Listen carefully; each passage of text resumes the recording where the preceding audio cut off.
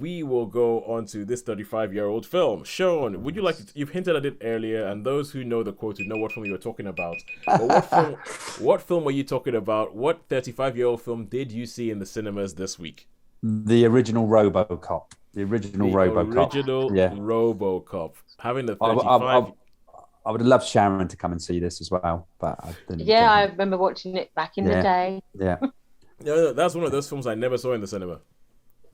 And it's. Do you know what? It hasn't dated. It hasn't dated really.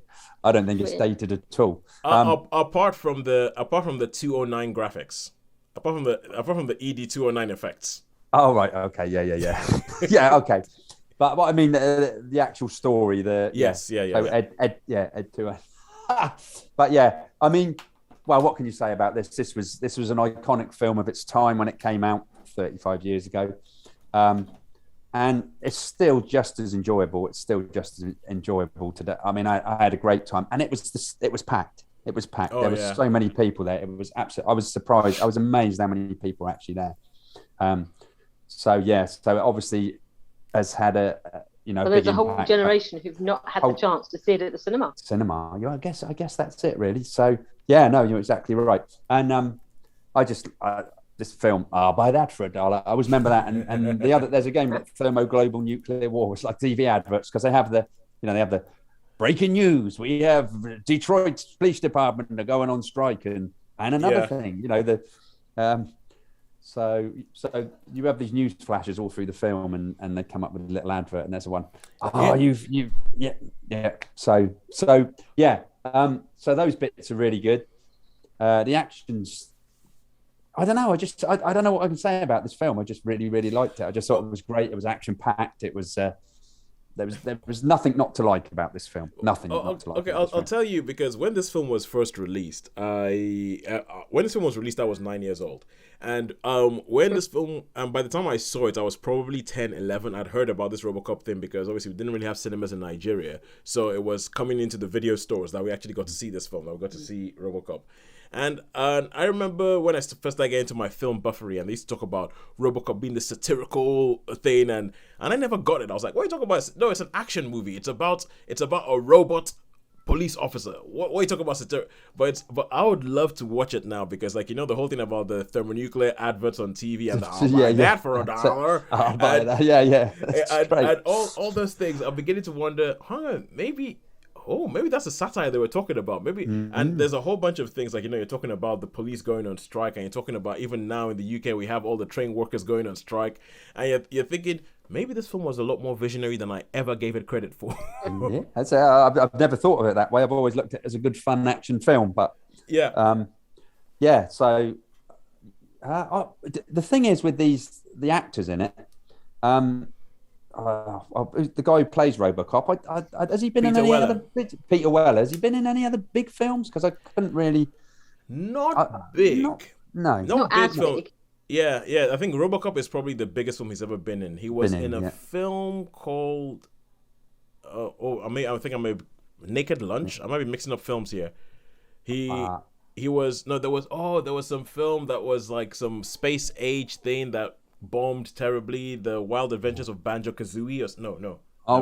Banzai Buckaroo. Buckaroo Banzai. Yeah, that was it. Buckaroo Banzai. That's it. I confused that with a video game. Yeah. And he was in one of the Star Trek movies, one of the recent Star Trek movies. He was like a big bad guy in that.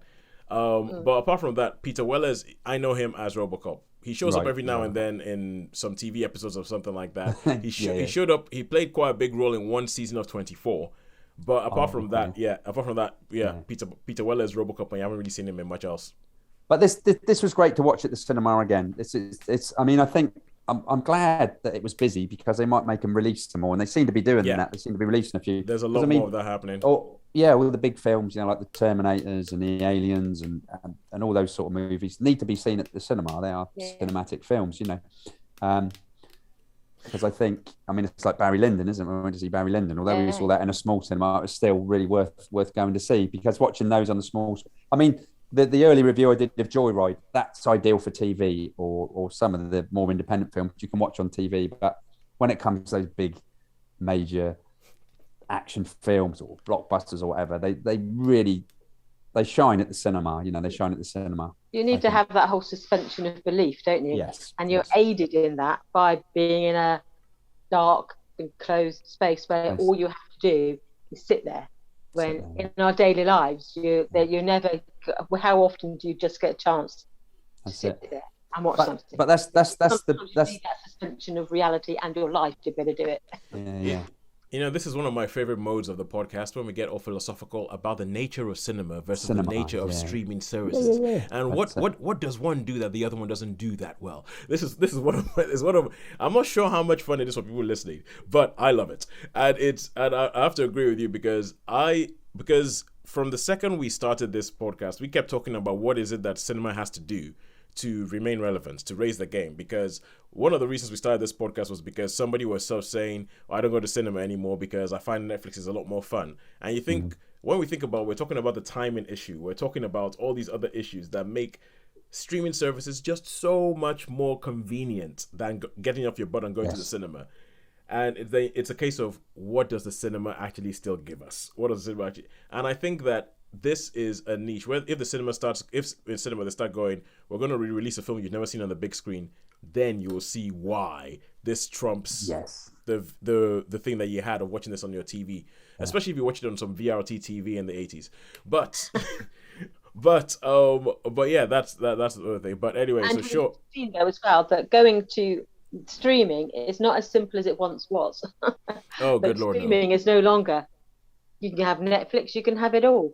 We've now got 6 or 7 that have all got something on their particular platform that is I keep hearing about new ones. I keep hearing about new ones because there's a Kurt Vonnegut documentary called that's being released, but it's being released only on a streaming service called Altitude. I'd never heard of Altitude. No. Never heard of it. But apparently that's the only place you can watch it in the UK, unless you happen to be in London in a cinema that is released in for like a day or something. And I'm like, what is that? I mean, Stars Play. I still don't know what the heck Stars Play is or how you get access to Stars Play. And it's just all these things, and especially because you go to Amazon and then you go, oh, let's watch that. Amazon goes, oh, that's actually on Stars Play. So you're already paying for Amazon, but you're gonna have to pay this little bit extra to get started. I'm like, what the heck is this? And then they have like Amazon Freebie, and it's just yeah, I know, it's mad, isn't it? It's madness. The streaming. Funny enough, you said about Freebie. I just started watching a documentary series about the War of 1812. So, all right, yeah, that's on Freebie. Yeah, oh, but they have adverts on that. But what is going to see the cinema? I was surprised. That's the busiest I've seen a cinema for a long time. Well, RoboCop. That is for RoboCop. 35 years old. Yeah. You know, yeah. So cinema is the best. Really. That could be it. Cinema could become a nostalgic thing. Where it could be. They could.